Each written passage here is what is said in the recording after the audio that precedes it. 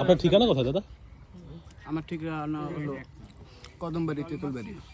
ও, তো 98 সালের বন্যা হয়েছে, হিজল গাছ কি হয়েছিল? এখানে পানি তলায় নেই, আশপাশ দিয়ে ওই যে ওই বাড়ি ঘরদের সব তলায় গেছিলো। আপনি আসছিলেন নাকি তখন, দেখছিলেন আপনি? দেখতেই আমরা আসছিলাম। কারণটা কি, তো এই হিজুল গাছের নিচে হ্যাঁ, হরিচান এবং হরিচানের স্ত্রী দুইজনে, সত্যভামা দুইজনে এখানে বসে সাধনা করতো। হরিচাঁদের স্ত্রী হচ্ছে শান্তিমাতা। শান্তিপান্ত দুইজনে এখানে সাধনা করতো। ও আচ্ছা।